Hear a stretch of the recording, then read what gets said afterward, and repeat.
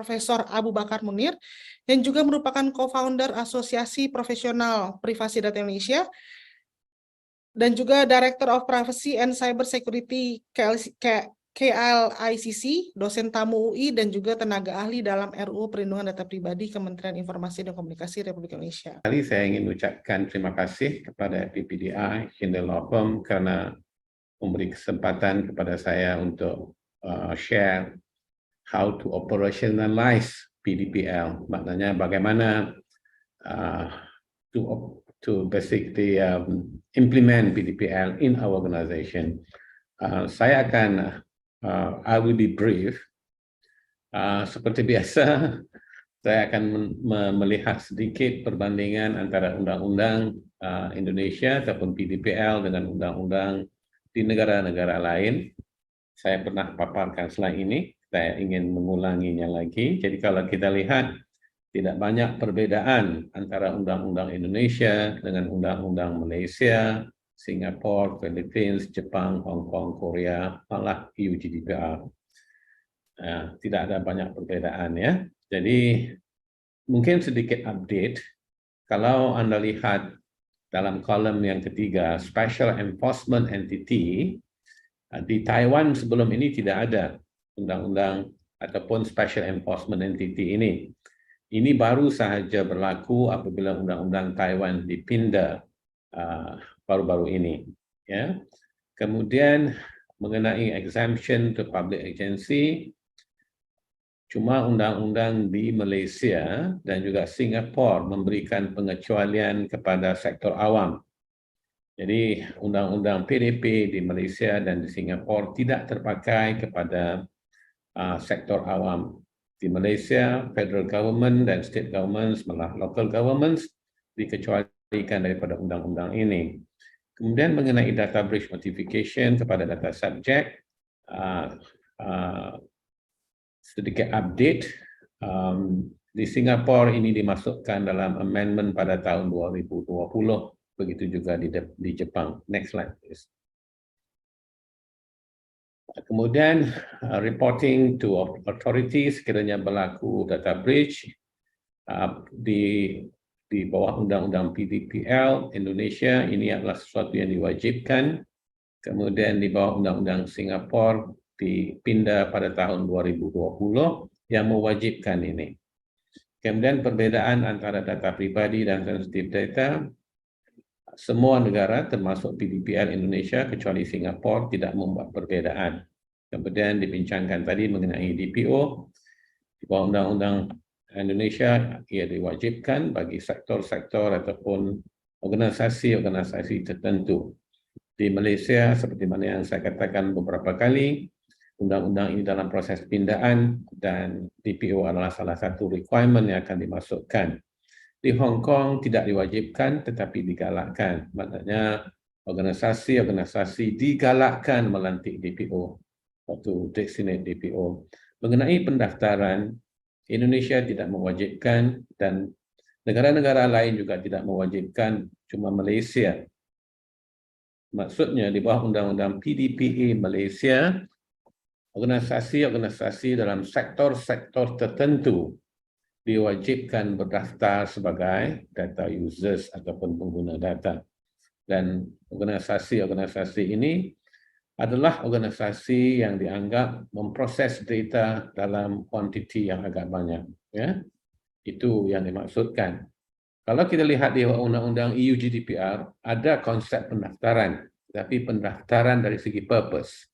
Ya, pendaftaran dari segi tujuan pemrosesan, bukan pendaftaran organisasi tersebut ataupun berkenaan. Next slide, please. Next slide, please.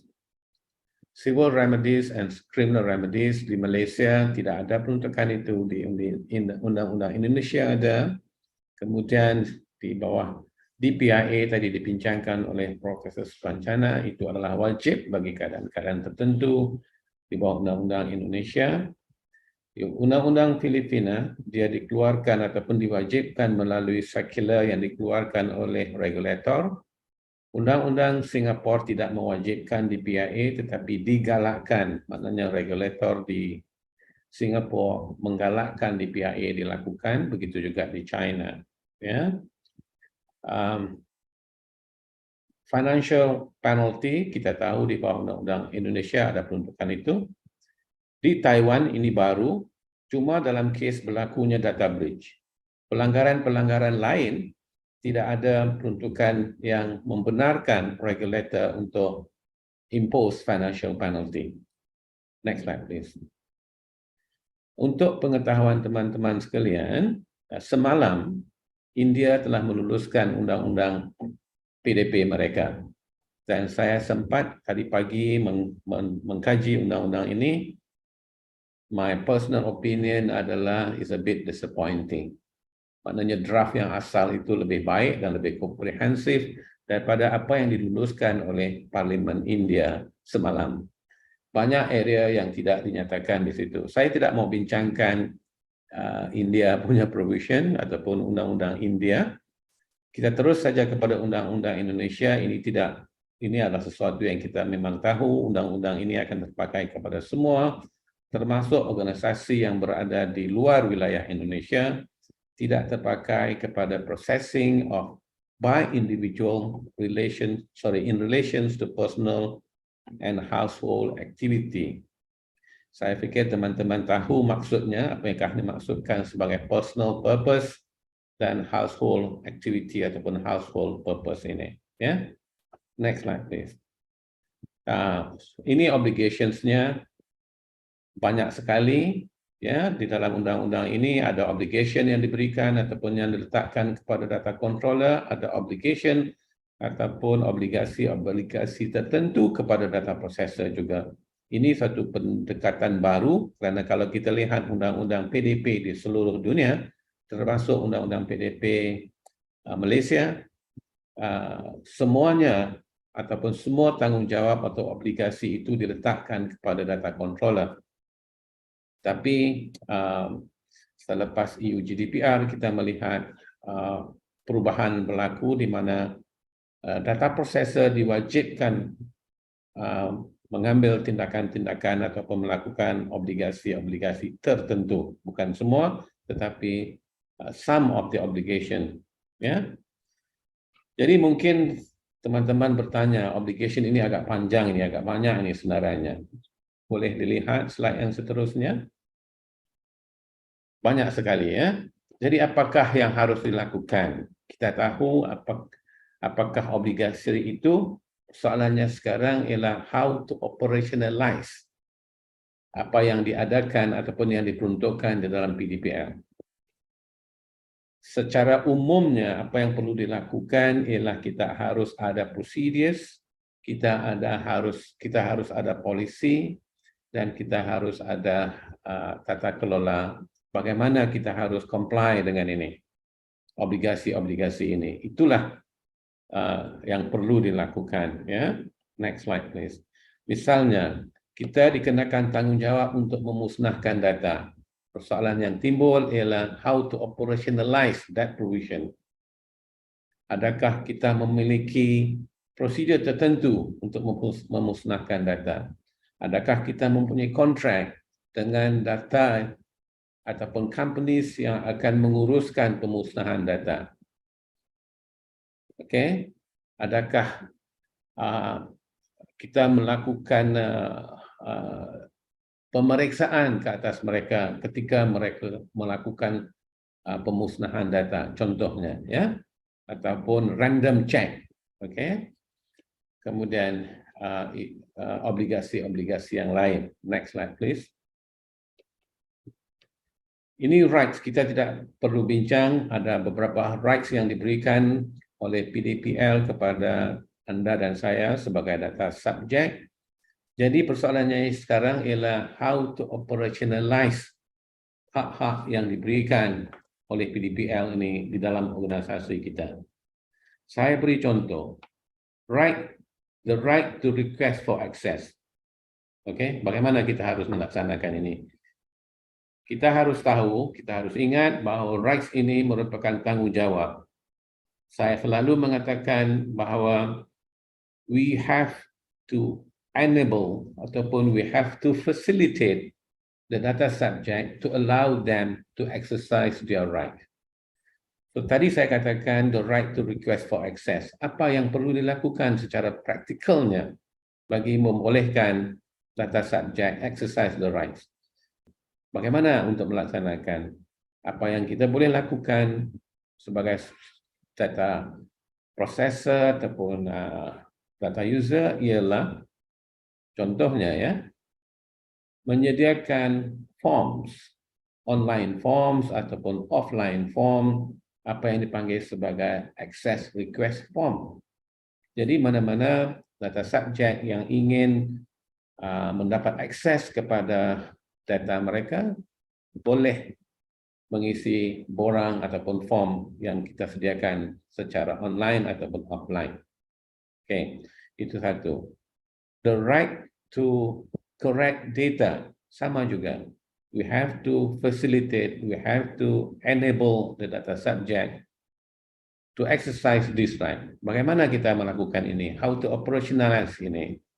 We can develop a form yang dipanggil sebagai correction request form, sama ada secara online ataupun offline.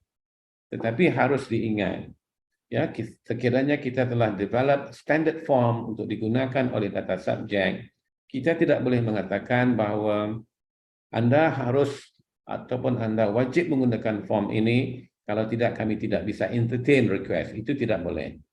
Kerana undang-undangnya menyatakan di mana saja, as long as there is a request, it is a valid request. Sama ada secara oral ataupun secara bentuk-bentuk yang lain. Tidak semestinya menggunakan forms yang kita telah sediakan. Tetapi sekiranya kita ada forms tertentu, lebih mudah. Lebih mudah untuk kita memproses permohonan untuk akses dan permohonan untuk membetulkan data. Begitu juga the rights ataupun hak-hak yang lain, the right to withdraw consent. Kita bisa mendevelop form untuk itu. Form tertentu yang harus digunakan bagi mereka menarik balik persetujuan yang telah diberikan untuk kita memproses data. Kemudian ada the right to data portability. Ini juga sesuatu yang harus diingat kerana ini sangat penting bagi data subjek, ya. So apa yang ingin saya katakan ialah we have to facilitate, to enable data subject to exercise the rights. Next slide, please. Ini saya tidak perlu bincang, mesti ada undang-undang di negara penerima. Kalau tidak ada undang-undang, dibuat kontrak. Kalau tidak ada kontrak, dengan consent. Okay, next slide. Remedies juga saya tidak perlu bincang panjang kerana ini telah kita ketahui, ada civil action, ada administrative sanction, ada criminal offences ataupun pidana, pidata dan sanksi administratif. Dan sanksi administratif termasuk penalty. Saya baru sebentar tadi melihat undang-undang India yang saya katakan tadi, ada financial penalty-nya juga. Next slide, please. Okay.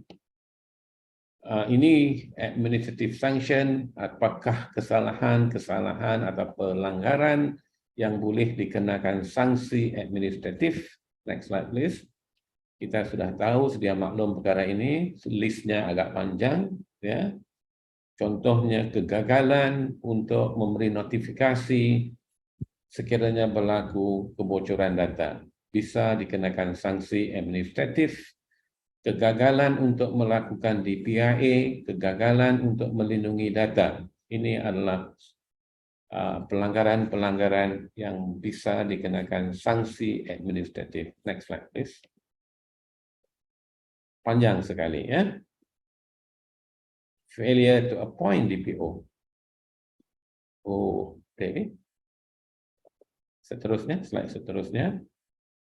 Criminal offences telah dibincangkan oleh Profesor Supancana tadi, malah ada peruntukan-peruntukan yang membenarkan confiscation of wealth, property, forfeit or forfeiture of profit dan tindakan-tindakan yang lain yang bisa dikenakan, ya, terhadap sesuatu organisasi. Next slide, please. Bu Dewi, ini yang saya katakan tadi. officers of a company can be held liable unless they can prove due diligence. Yeah. Next slide, please. Bu Dewi. Ini saya tidak perlu bincang kerana telah dinyatakan oleh Profesor Pancana. Ini satu perkara biasa, duties and function of supervisory authority. Sedikit komen mengenai India, kerana India baru saja meneruskan undang-undang.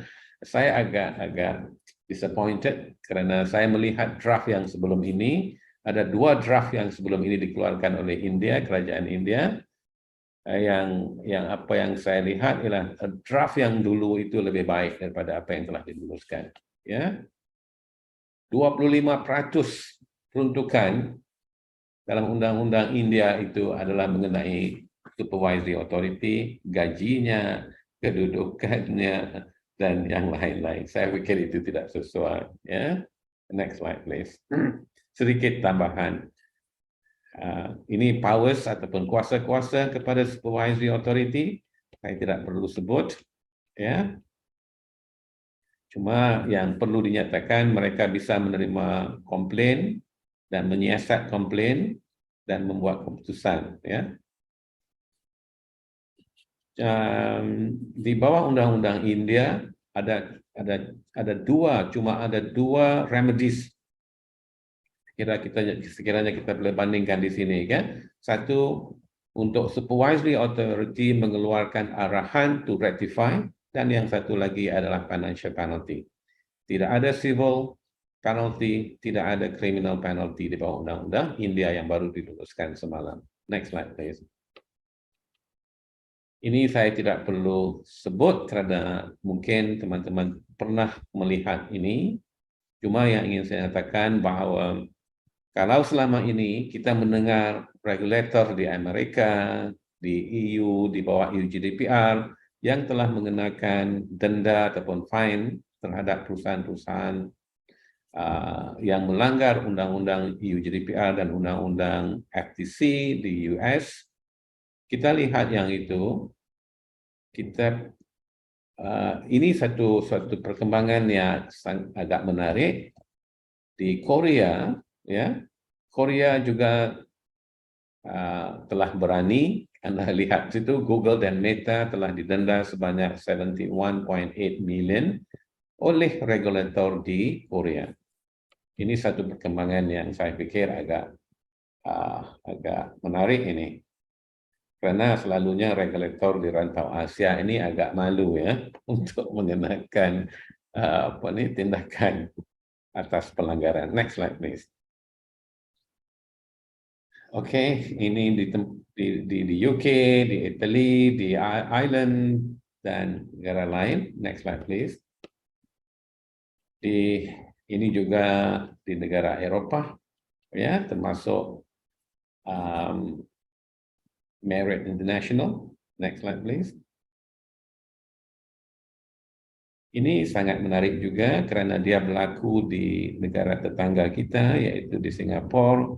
PDPC ataupun regulator di Singapura telah mengenakan denda yang maksimum pada waktu itu kepada ataupun terhadap sebuah perusahaan milik pemerintah. Ini menarik. Ini menarik. Saya ulang, ya, PDPC di Singapura mengenakan denda maksimum pada waktu itu terhadap satu perusahaan yang dimiliki oleh pemerintah. Next slide, please. Saya ingin memberikan sedikit tips bagaimana sesuatu organisasi boleh memulakan perjalanan towards compliance, ya. Walaupun diberikan grace period oleh undang-undang PDPL ataupun undang-undang Indonesia, kita tidak harus mengambil sikap untuk tidak melakukan apa-apa ataupun cuba melewatkan ataupun mengambil sikap wait and see. It's not a good option, ya. Dan yang juga paling penting ialah top management support. Ini berdasarkan pengalaman saya di Malaysia dan negara-negara lain. Sekiranya top management memberikan support yang cukup bagus ataupun support yang memadai, agak mudah. it's quite easier to implement and to operationalize PDPL into our organization. Kalau tidak ada support daripada top management, pelanjawannya tidak ada, technical supportnya tidak ada, dan akan banyak halangan, malah nggak bisa bergerak. Okay, of course we have to understand PDPL, its impact, dan ini merupakan salah satu inisiatif ya untuk ke arah itu. Implementation plan sangat penting. You have to have a plan to implement ataupun roadmap to implement PDPL itu. Awareness training sangat penting. Malah ada keputusan yang dibuat oleh PDPC Singapura, tidak melakukan pelatihan adalah satu pelanggaran. Dan ini bisa berlaku ya. Ini biasa bisa berlaku di dalam undang-undang PDPL, kerana di dalam salah satu pasal PDPL mengatakan bahawa organisasi mesti mengambil langkah-langkah teknis dan organisasional. Langkah organisasional ini termasuk pelatihan. Kemudian we have to review current data governance practices. Apakah amalan kita sekarang? Kemudian kita harus melakukan data mapping. Tujuan melakukan data mapping ini ialah untuk mengetahui tahap, kalau saya boleh gunakan begitu ya, tahap kesihatan dalam konteks data protection sesuatu perusahaan, atau apa yang saya maksudkan di sini ialah data protection health check. Kita melakukan pemeriksaan doktor, seolah-olah kita melakukan pemeriksaan doktor. Kalau kita manusia perlu pemeriksaan doktor, perusahaan kita harus melakukan data protection health check. Kemudian we have to have policies, tadi telah dinyatakan oleh Profesor Supancana dan teman-teman sebelum saya tadi. Berbagai polisi yang harus disediakan, retention policy, privacy policy, security policy, BOID, BOYD, dan segala macam polisi. Ya. Kemudian how to manage data breach. Ya. Kemudian consent procedures, dan yang akhir sekali ialah membuat pertimbangan untuk acquire tools ataupun PDPL compliance tools. Okay. Last but not least, saya lihat sedikit apa yang diberikan oleh regulator di Australia. Next slide please, Bu Dewi. Ini apa yang diberikan oleh OAIC di Australia, yang dipanggil sebagai OAIC Privacy Management Framework. Ini sangat penting. Step 1 ini ya, malah semua steps yang dinyatakan di sini sangat penting. We have to inculcate a privacy culture ataupun data protection culture in our organization. The culture itu sangat penting. Dari saat ini, data protection culture ataupun privacy culture itu will have to be inculcated in our organization. Pentingnya melindungi data pribadi, data subjek ataupun our customers dan karyawan. We have to have robust and effective privacy processes. We have to ensure continued process to evaluate our privacy processes, and we have to enhance our response to any privacy issues. Enhancement sangat penting ya, dari masa ke semasa. Kita harus ingat bahwa ini bukan one-off exercise, tapi continuous exercise yang harus kita lakukan. Karena di dalam sesuatu organisasi itu akan berlaku perubahan dari segi data yang dikumpul, akan berlaku perubahan dari segi karyawan yang akan menyertai organisasi kita. Kita harus retrain, train dan sebagainya. Okay?